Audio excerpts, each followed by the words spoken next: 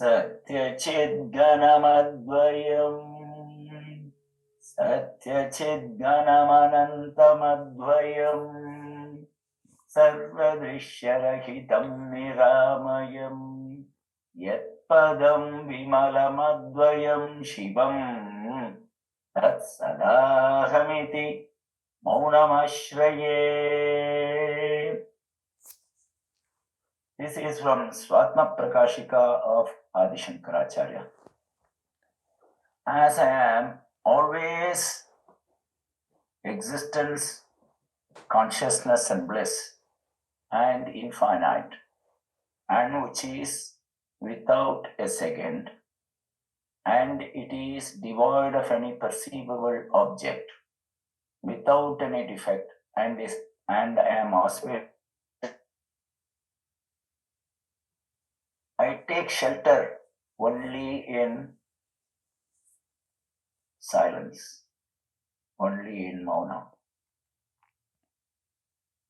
Like that, there are 3 shlokas which again and again repeats, I take shelter in mauna, I take shelter in mauna, silence, silence, silence. Because I am the only one that is there. He goes on repeating that 3 times in 3 shlokas.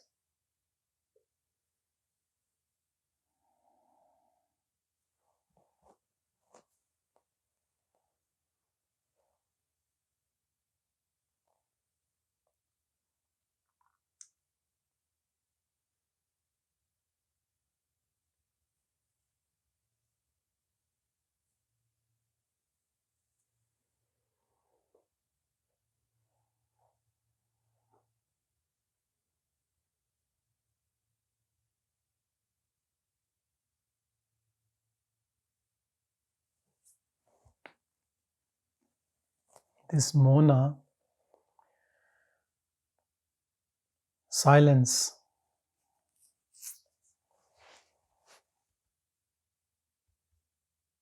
or we also call it shanti. It is peace.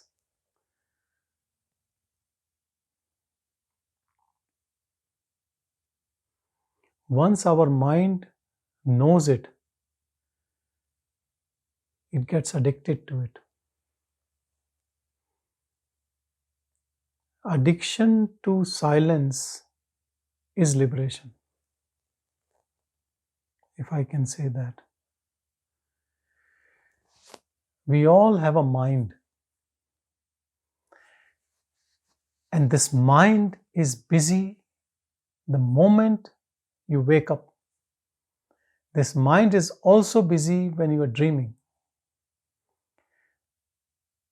For us, the mind is always busy, because when the mind is not there, we have no knowledge of that time in deep sleep.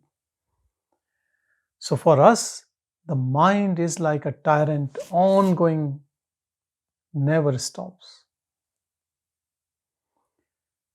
Sometimes mind produces thoughts which gives us a feeling that I am happy. And sometimes this mind gives us thoughts which make us believe that I am unhappy.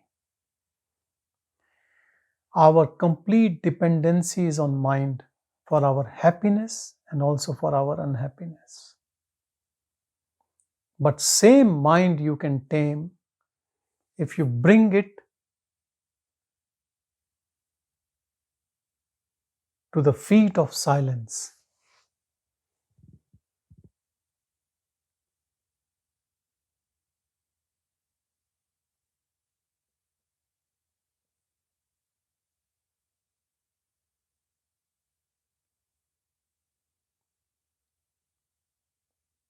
Almost all of us are householders,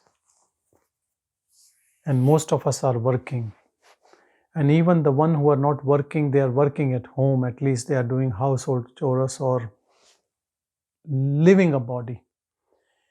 Even if you are alone, you are still keeping a body and you're taking care of that body. That itself creates a lot of work. Now, during this work, there are 2 things which keeps us in bondage: I and mine. You need to understand it's not just I, it is mine also. I, everything we start with I have to go, I have to do. This doership comes from I only. And doership never allows us to see what we really are. Because what we really are is non-doer. That is Shiva. That is pure Atman, Para-Brahman, whatever you call it, or pure self.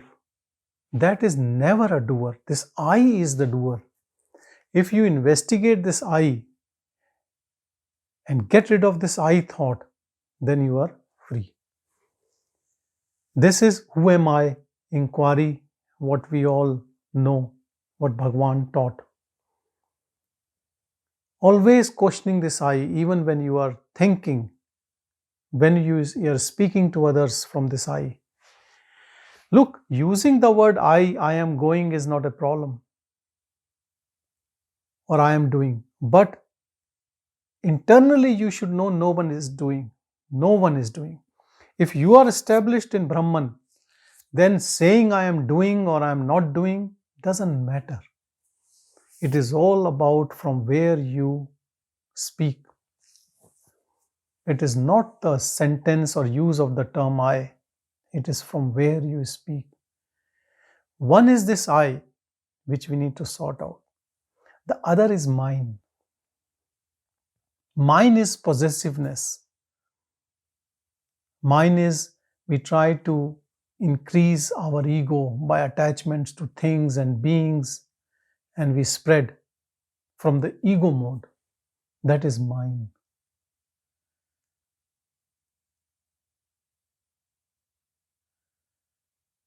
How to get rid of mine, this attachment? By attaching to something higher, like to Shiva, Arunachala, or a Guru, Ramana. When you attach to something divine higher, this mind you transfer to that. That is known as bhakti, para-bhakti, supreme devotion. When we do supreme devotion, this mind goes to the higher power, and then that higher power sucks you in and makes you that. I is the path of knowledge, mine is the path of devotion. I and mine both can culminate into supreme bliss and supreme self. So both can be practiced together. This mona, this silence which comes because of that, is because there is a complete surrender. Without complete surrender, you cannot enter into silence. Surrender of what? Surrender of your identity with this body.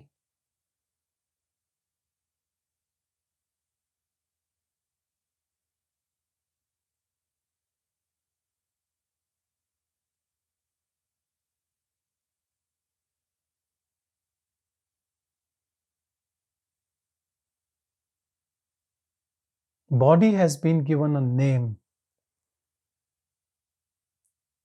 Watch that body and identify body with that name, but not yourself.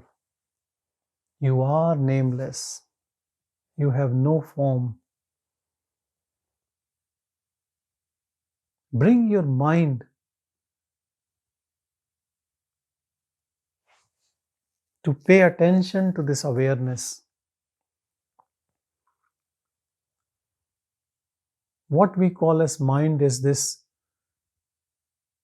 entity which is always looking, checking, analyzing, criticizing, and also keeping an I thought in form of ego.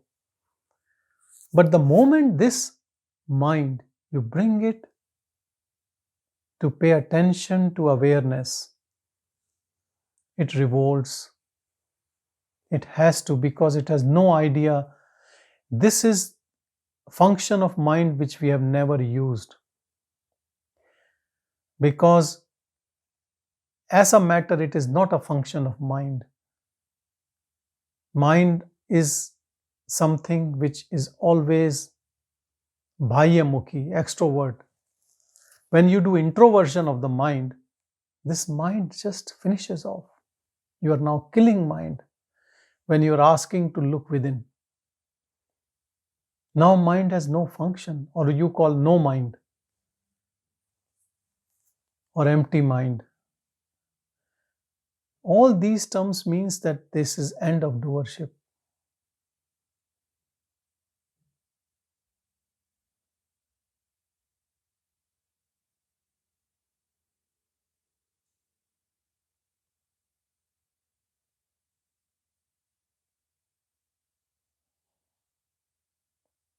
We function, we do things, we might be busy, but we can keep our attention to awareness. When I say we keep our attention, means we keep our mind's attention to awareness. And the functions will still be done in the most beautiful way. In India, in villages, females' job was to bring water from the well. And what they will do, they will carry like half a dozen pitcher, one above other. And they will travel like miles and in a group. And they will go together, come back together, and they will do jokes and whatever and talk day-to-day things with other female friends. But not a drop of water will fall down, or no, the pitcher are one above the other on the head. Because the attention is always there. Whatever they are doing, attention is always there. Keeping their attention there all the time. All the time. Same way we can do it. We can work keeping our attention on awareness all the time. It's not difficult. All of us can do. It is just a matter of your interest, practice, and once your mind is addicted to silence, once it has known this mona, then the practice drops. And one can say now the mind is in its most natural state of no mind.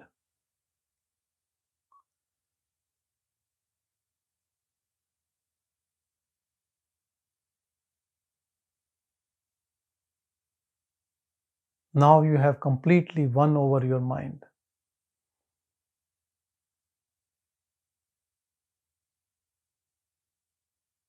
It is like a child who is always after something or the other. It wants this, it wants that, and all over the place it wants thousands of things. And whatever it gets, it wants more. So it is restless, greedy, selfish, arrogant, also angry when it doesn't get that things. And someone tries to cut short of life of this body, it is fearful because it thinks then I'll not be able to procure all those things. So this child, when you bring it to silence, when it tastes its own bliss, then it knows that there was no point in running around. I am supreme bliss. So in a way, you are helping this poor mind who is completely ignorant, who has no clue where happiness lies. And first, it will resist because it has no clue. This word, this culture, this upbringing has only told us one thing: to compete, to achieve, to win, to work hard, to gain something, to get bigger and bigger. So it has no clue.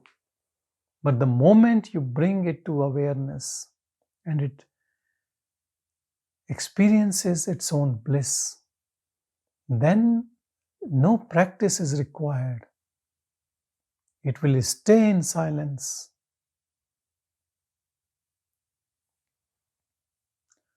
There is a saying that enlightened people live like python. They don't move. It's not always true. It is quite true in case of Bhagavan. He came to Arunachala and never moved. Because it is enjoying its own bliss. That mind merges in that pure silence.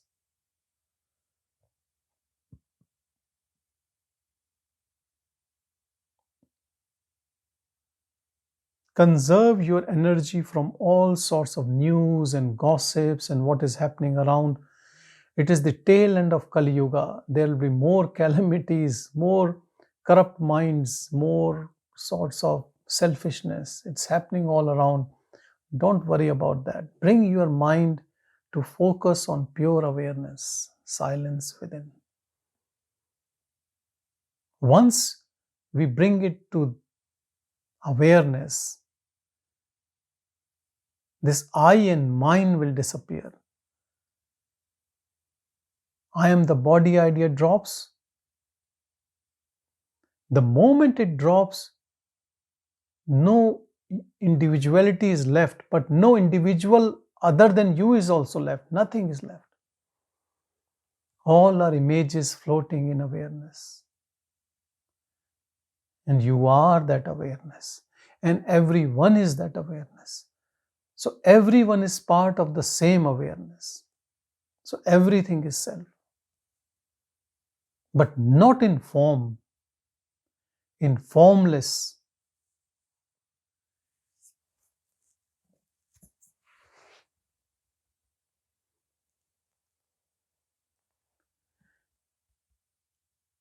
An ignorant person or a person who is still a jnani can never understand a jnani. He will always be misinterpreting it. Never can tell the same truth. It can only, it's like a blind man touching the elephant, and 5 blind men will be doing their own task in different ways, touching different parts. When Bhagavan was alive, people wrote about Bhagavan's characteristics. And someone was telling me in Tirunamalai the same thing, that when we went and spoke to someone was saying, no, Bhagavan was never like that. This story is written by that, but I was there. It happened like this. It's not that they are telling different stories, but everyone has a conditioned mind. It thinks in its own way. To understand Bhagavan, we have to be Bhagavan. We have to give up this mind. We have to be in no mind state. Then only we can understand the whole truth. And that is what the whole teaching of Bhagavan is, to be Him only. Nothing smaller or shorter than that. Not to stop before. Not to stay as a devotee all your life and not knowing the truth. There is a different fun when you know the truth and still are a devotee. Because then you are not a devotee. His name is your name. His praise is your praise. There is no difference. The one who takes name of Ram becomes Ram only.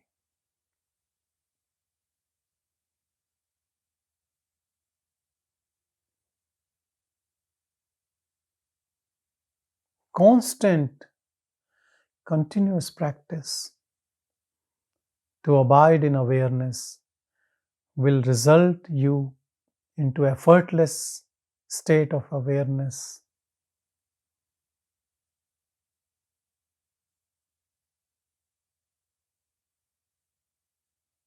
Don't worry about the rituals and whatever you are eating or not eating, or what your family, or you are thinking about awareness after a shower, or you haven't had a bath.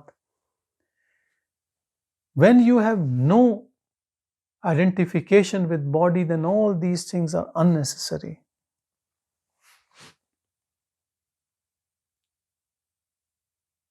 deep dispassion for everything, then only you can do that.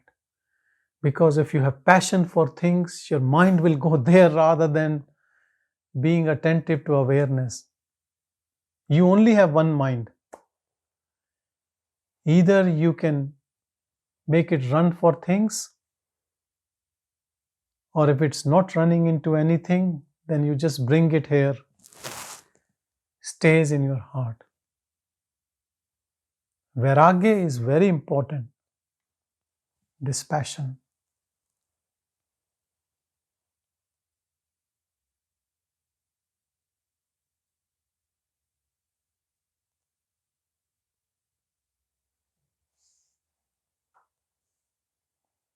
That is why sometimes I feel that the ashram or the place of meditation should be very bland. So you are not looking all outside for things. If it's a very beautiful place, you cannot focus. You will be looking, this is so nice. To bring mind to that focus. Simple living is very important.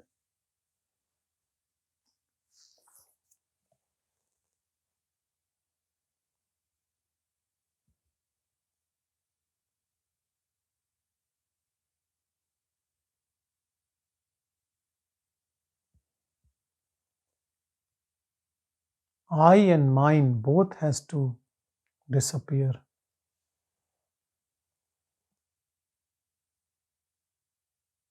I can disappear only by just paying attention to awareness, and mine can also disappear by paying attention to awareness. I call it self-attention, just attentive to self. That awareness is self.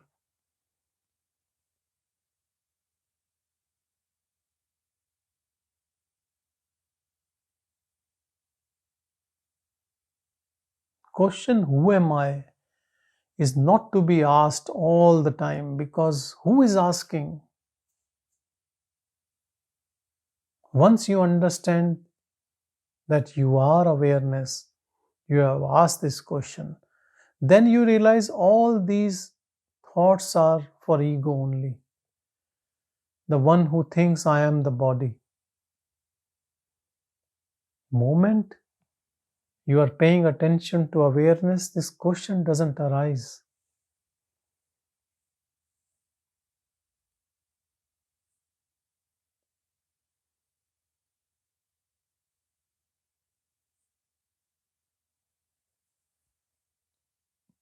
People ask so many times that what are the other practices?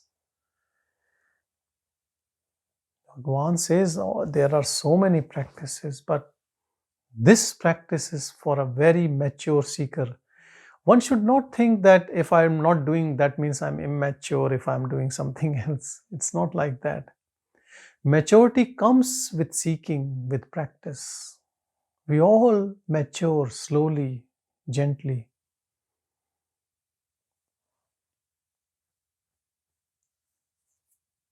Sometimes you give Who Am I or self-inquiry or any book to people, they don't understand.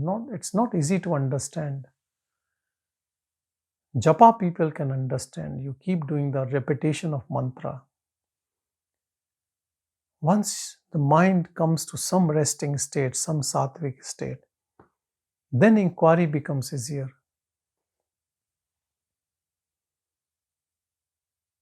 But randomly you are moving in life and you come to self-inquiry and you sort out and you're free. It's rare.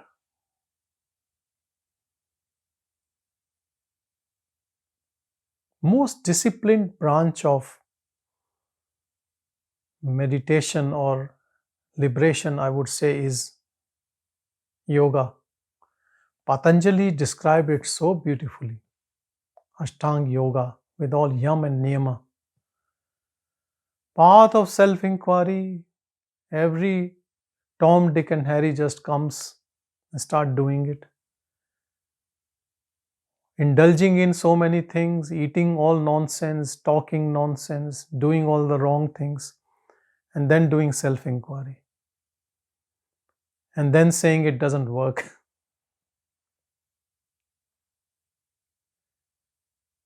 We need to sort out so many things.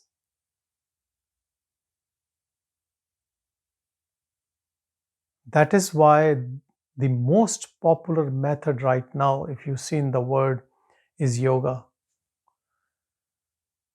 Because it takes you into step-by-step approach.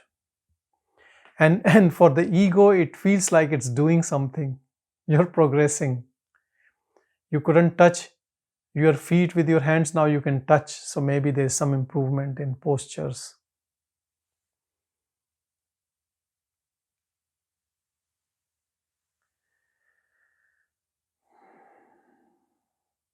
On path of self-inquiry, biggest indicator is how much we feel contented within us, how less intrusive thoughts are, how less we have interest in things around us. Vairagya, dispassion grows, intrusive thoughts disappear, and you start feeling stillness and calm within you. Because that awareness is only silence. It's pure silence. You're moving from doership to non-doer.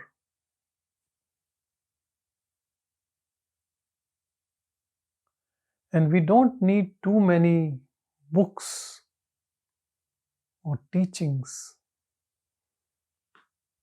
We need more of practice.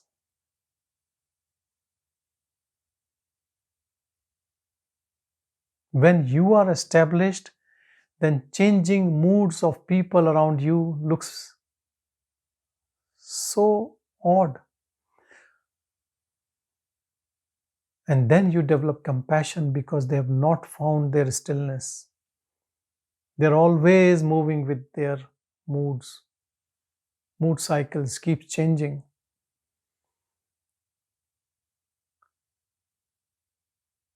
If the person whose mood change, you ask them this question, so many times they have no clue why their mood is changing. And they find an excuse that this is the reason why I'm unhappy or, a bit irritable today because this happened and I don't like this. But the problem is they have an irritable mood today. Today is a day of irritable mood. We are all bipolar. We keep moving. That is mind. Mind keeps changing. It gets affected by everything. Weather, food, noise, sleep, bad digestion, pain in the body, seeing someone you don't like, listening to a news which you don't like. And sometimes we flood ourselves with so much of information, and there might be 10 things which we don't like, which we have looked, heard, experienced, and then our mood is off. And then we can blame to one thing, or we can blame to all things, or we can irritable, and then irritation continues for 1 day, 2 days, 3 days.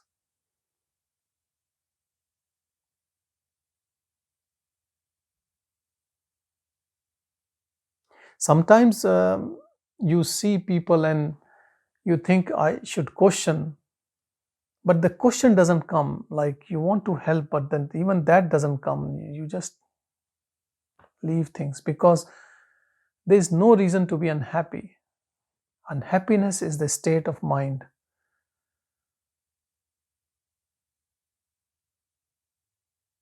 Give up your relationship with your mind in this way. Bring it to the higher taste. Let it have darshan of your own silence. Bring it in. But before you bring your mind in, you should be in. Who are you?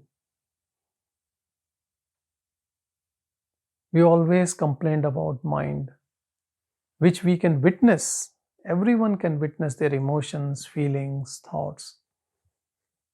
But where are we?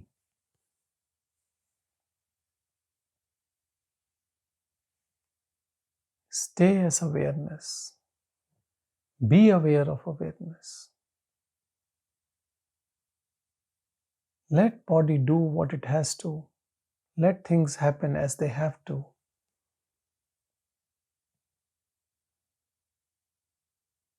Only place where you can be contented, where the santosham can be there, is this heart.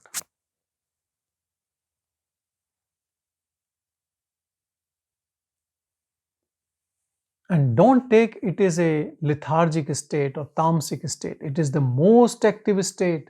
It is more active than Rajasic. It has a high intense activity. It is like it is spinning so fast that it looks still. Don't take it that nothing is happening in it. In that silence, there is intense energy and intense activity in perfect silence. We all know in Sattvic state, things happens, but in very stillness and calmness. Sattvic state is the state from which you can take flight into it. And the activity is many times more than in Sattvic state. So that energy of attention is much more awake than your awakening state. That's why we call it awakened state. Jagrit, Sushupti. Intense awakening is there. Once you are in awareness, you will realize that all the awakening in which you were awake was not that awake. You were more attentive about things around you, but never about this awareness. Maybe short glimpses in between. But the moment you are awareness and you know awareness and you abide in awareness, you are in intense, undifferentiated zone of pure energy, highly active. Anything can manifest in it. But now there is no intention to make anything manifest because you're out of play.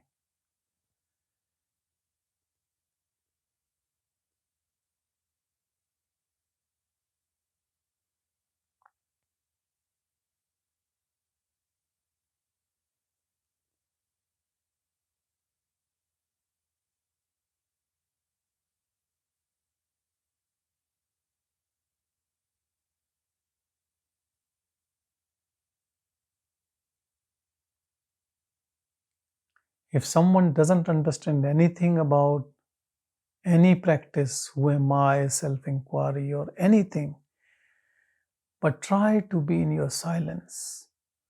And whenever thought arises, bring it to the silence. And whenever an emotion arises, bring it to silence. If you practice to be in silence and bring everything to silence, that is enough. You will reach the right balance and right place within your heart.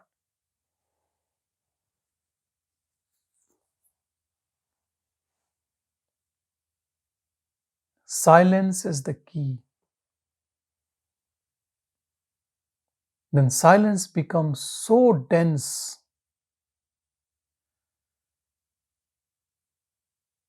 that no thought can reach there. No abuse can reach there. Nothing can reach there.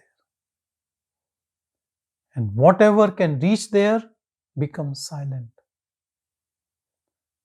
So someone meets you with an open heart who wants silence, he will get silence.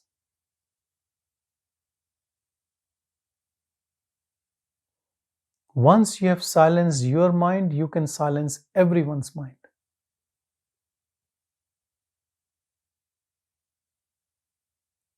Because you are a moving silence. Wherever you go, you bring silence with you. unknowingly.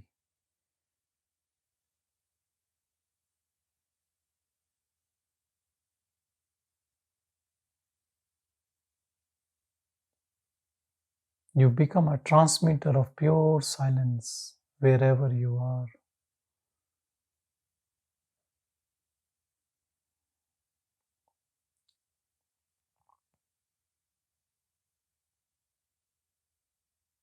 So many good things comes out of your silence. First is you are enjoying your bliss. You become that knowledge and you get freed from birth and death.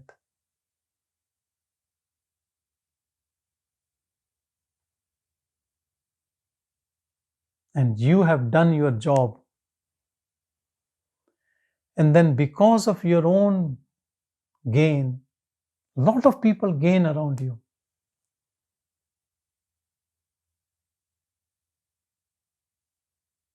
Though for you they are also same, but because they are still in grip of mind, your silence helps.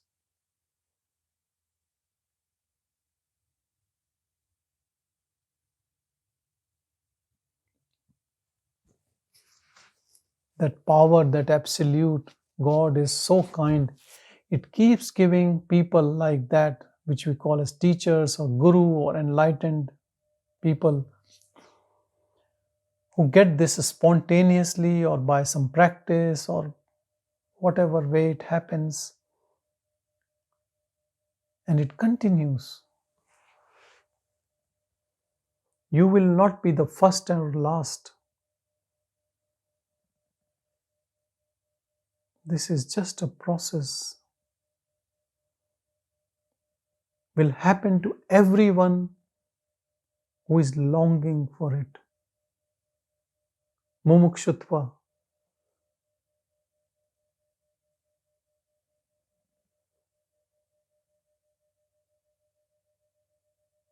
Like all these desires, we longing for desires and we get things. This is the last desire, you can call it.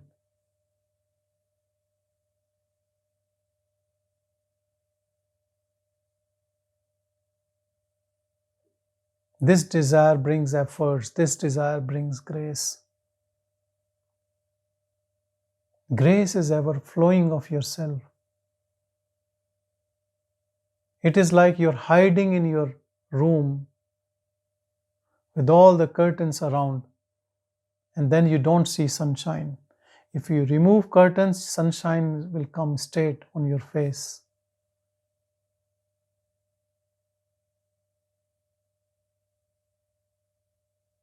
How to remove this ignorance? By paying attention to awareness, bringing your mind there. This is the door to awakening.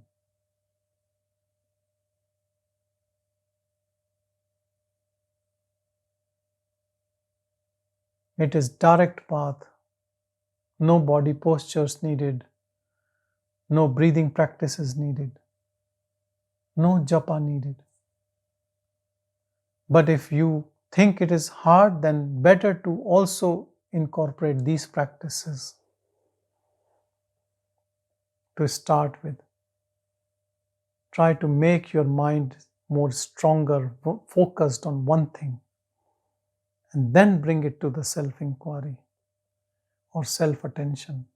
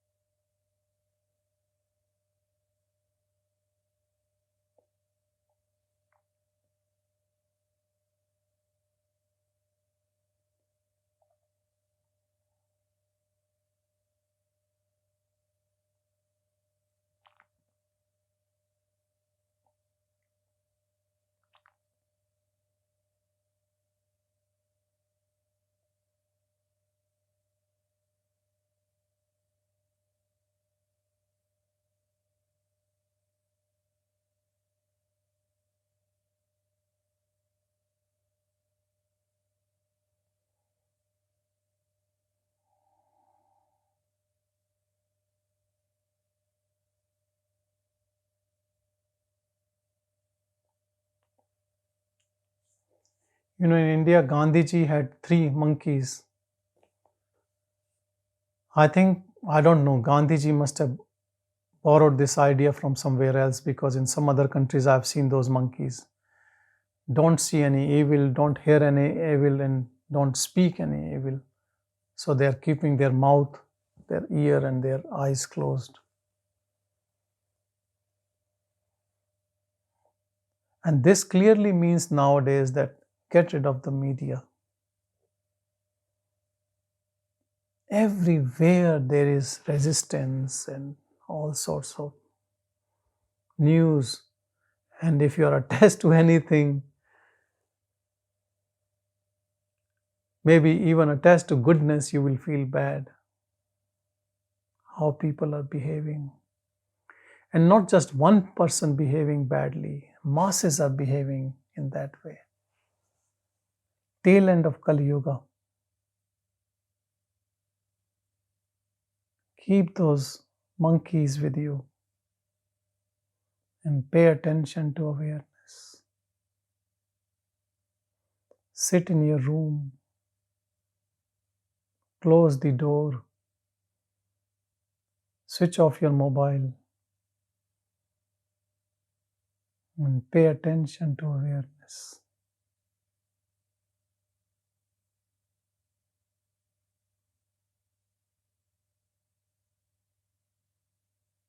Live with people all the time.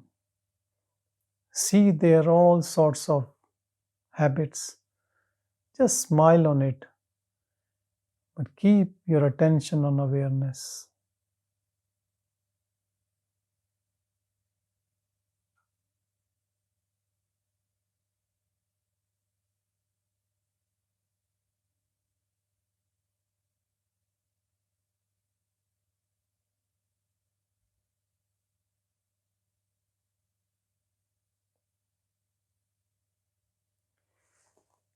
Keeping attention and awareness, all things of mind which mind loves to do, will be obstacles.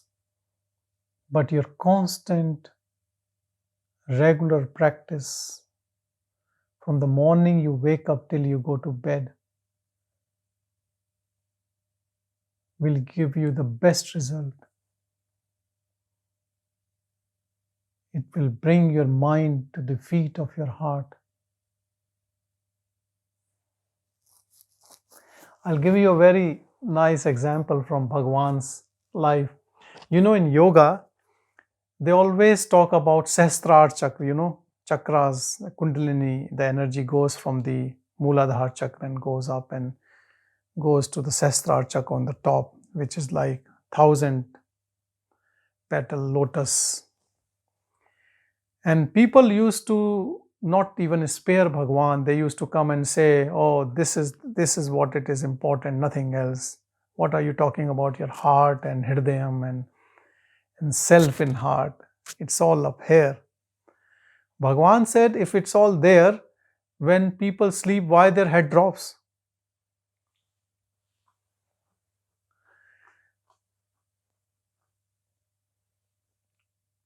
It's all there.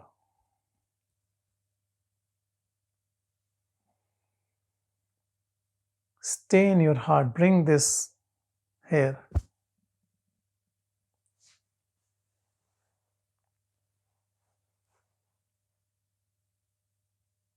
If you bring this here, some people say you will be deceived by people, cunning people, too smart people, they can. But that's okay. At least you are not deceiving anyone. That's more important. So you stay in your love, treat everyone with love, and I'm pretty sure 99% time you will also get love.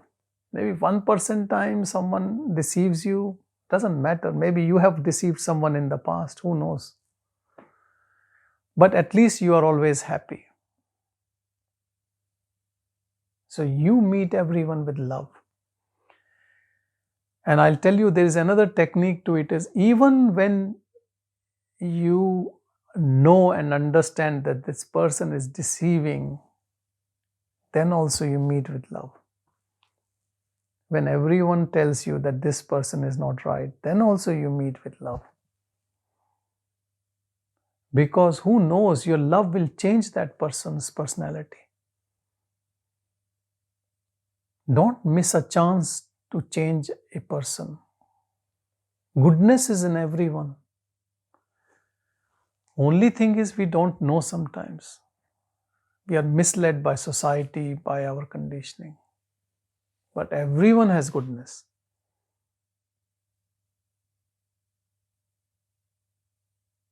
You know, they say a person can be 100% good, like a jnani. But nobody can be 100% bad. That is for sure. Nobody can be 100% bad. You know, you see any one's life history, if you can, even criminals, they also have some goodness in them.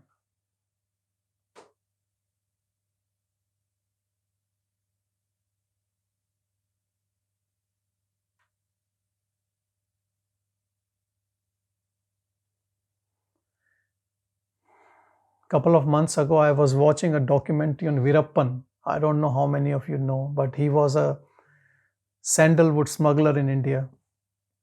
And Karnataka police and Tamil Nadu police and Indian army, everyone was trying to nab him. They couldn't catch hold of him for more than 25 years. But if you watch, he was a bad man. You can say he was an evil, but he also had some good qualities. He was also helping some people, though doing a lot of bad things. No one can be 100% bad.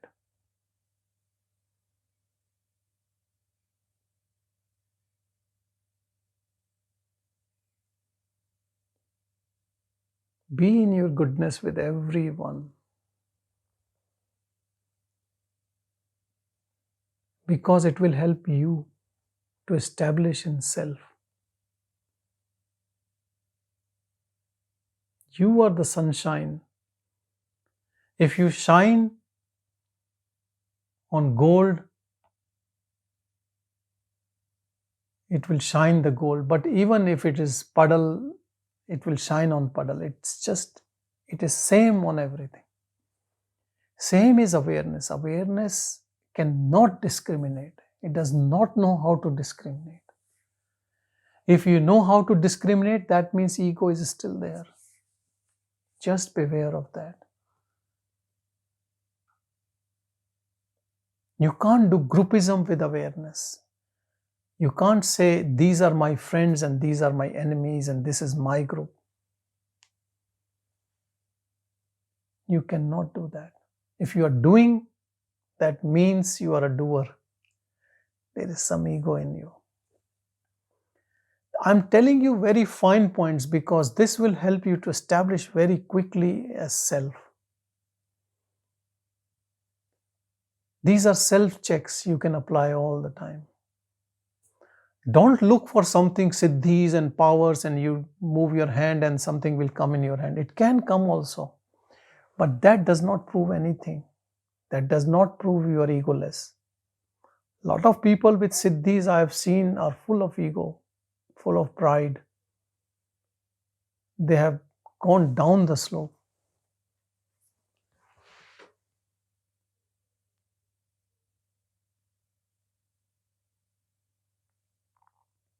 Stay in desireless state, accepting whatever comes. If bliss will come, bad stuff will also come. Be prepared for everything. Accept everything. Some people on path of spirituality are looking for bliss all the time. They think something bliss.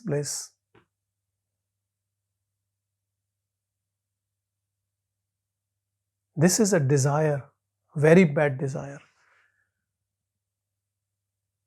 Knowing God, longing for God, or knowing Brahman is fine. But looking for, because what is happiness? Happiness, people look for happiness. But when you look for happiness, you get unhappiness.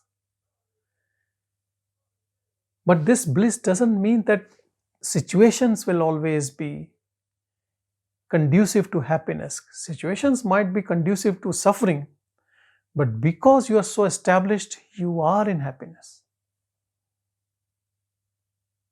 Your establishment in self brings that bliss, not the external situation. Situation can be anything.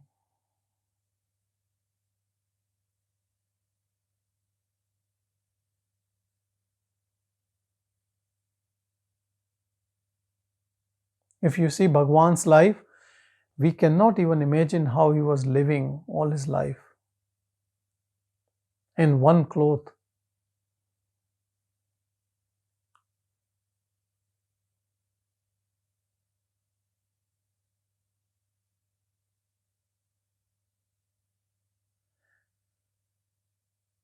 You know, I was reading one story about Bhagavan. Someone came to Bhagavan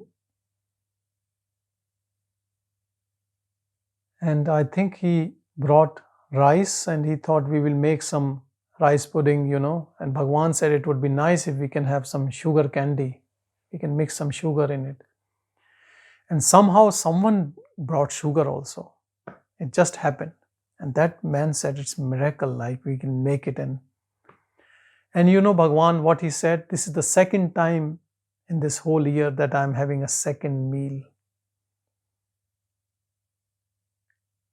And we have 3 major meals and then we keep munching in between.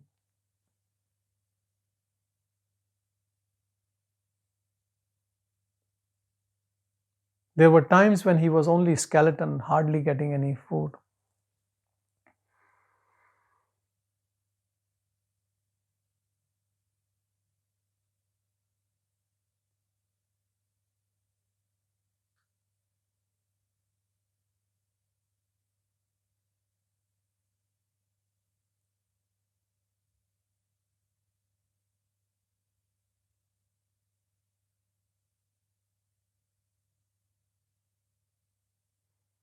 There is so much to learn from Bhagavan's life.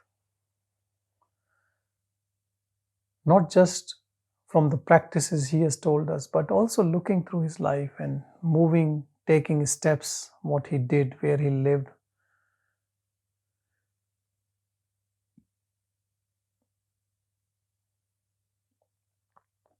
At least it will help us to accept things as they are. If you keep him as your level of standard where you have to start worrying about things, if you are much worse than Bhagavan, then I would say, yeah, at least keep it that level.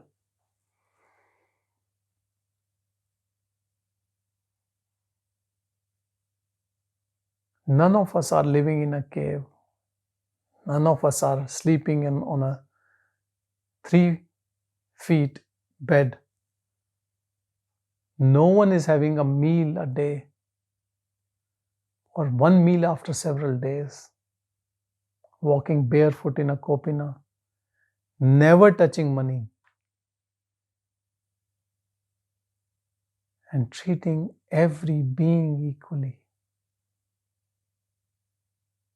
whether it's an insect or a human being.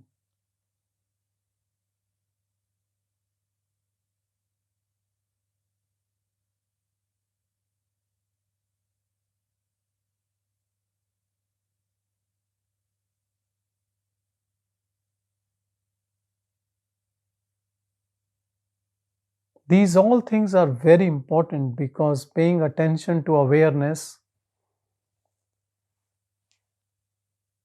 if it's so easy, you just pay attention to awareness and it's done. But the mind keeps jumping for things. It attached to so many things.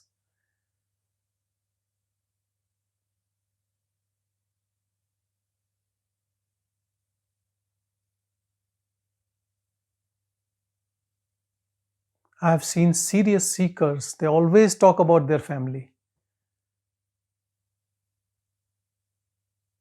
That can you do this for my family, my son, my daughter, this is to my wife, mine. I and mine is the problem. I'm not saying you don't do anything for them. Do everything.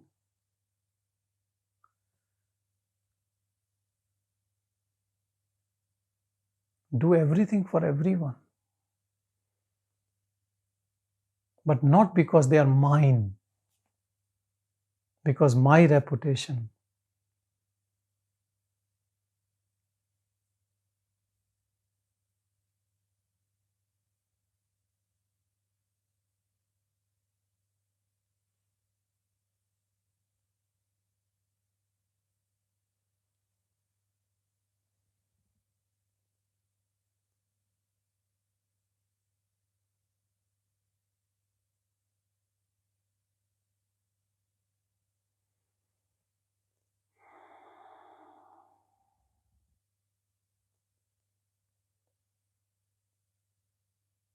Keep your attention on awareness.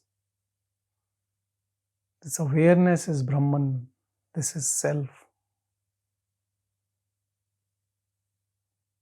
This is unmoving, unborn.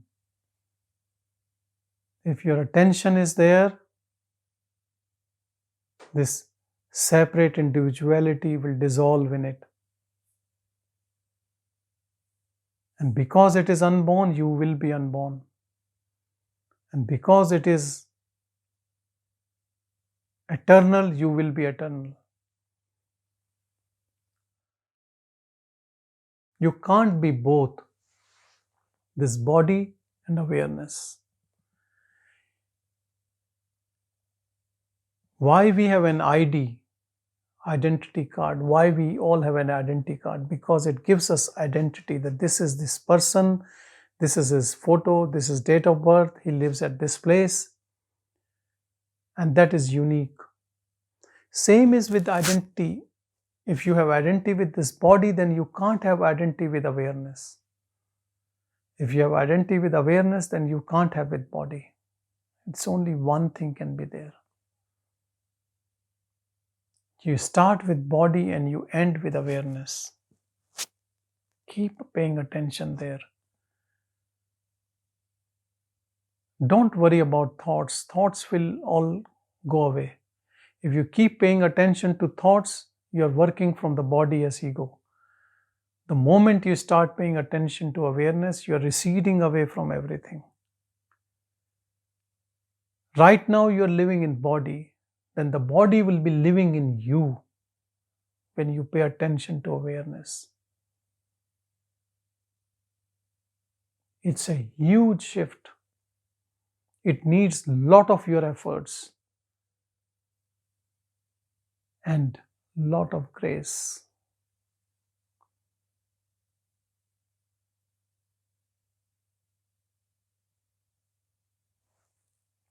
But if you're prepared for it, you think you can give your life for this truth, then freedom is definitely at your doorstep. But if you're just testing, you're looking in so many things, then forget it. Because it needs 100% effort, 100% motivation.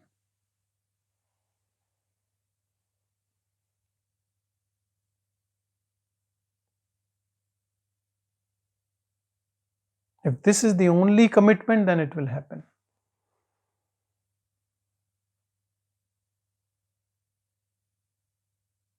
Because all doership comes from ego, and all your desires keep your doership going.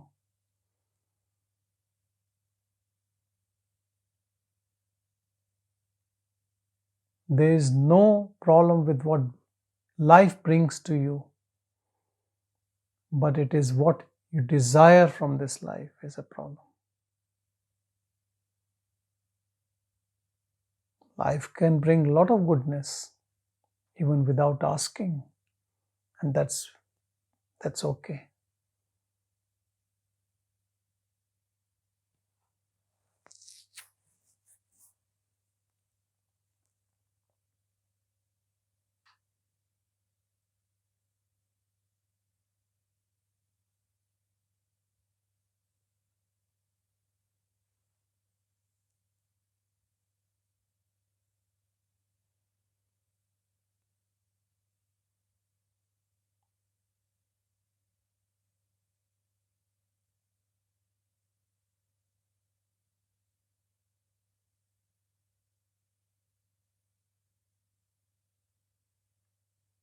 with constant practice to abide in awareness, you will not even realize when the practice ends and when it becomes so natural.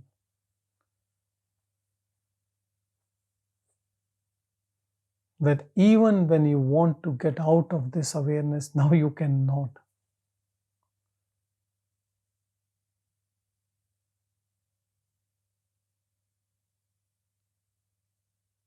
All the images, all forms float in this awareness, including the form which you use to interact.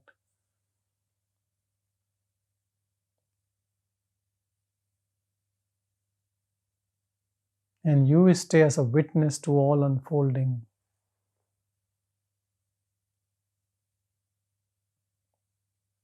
Initially, for some time, thoughts might still come to you, but they will come like wrong address. Nobody lives here. Nobody receives them.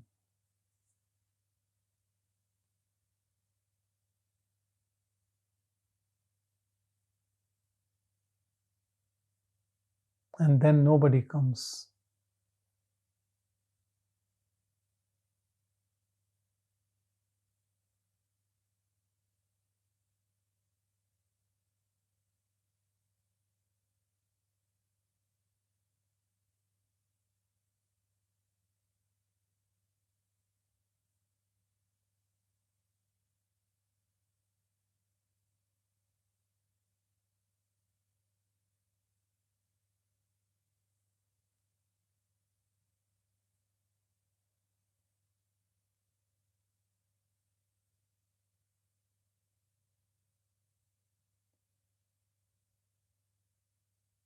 We all are this pure awareness, stillness in all of us, in our heart, source of even this mind, this ego, this body. It is unborn, it is eternal. Mind has a life, mind keeps changing, but this is unchanging reality.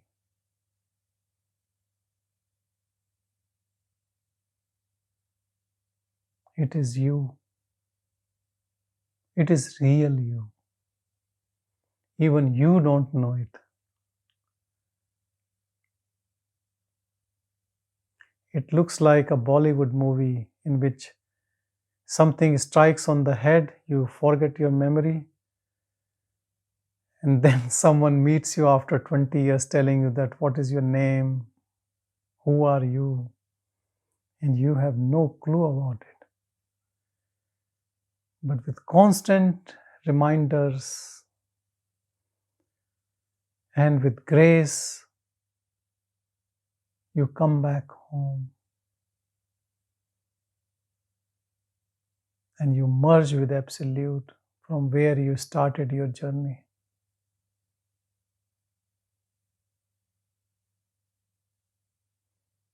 There was a devotee who went to Bhagavan and was thinking in his mind, I have to do this, I have to do that, and then I'll come to Bhagavan and then I'll try to do self-inquiry. Without asking, Bhagavan said, how high the kite flies, it has to come back to the ground. This is with all of us.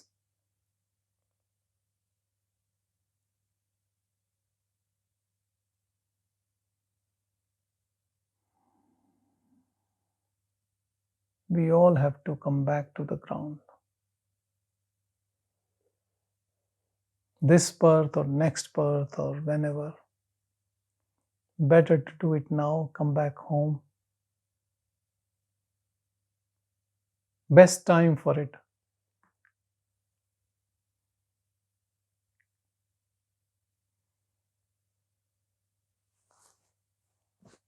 Thank you, everyone. Thank you.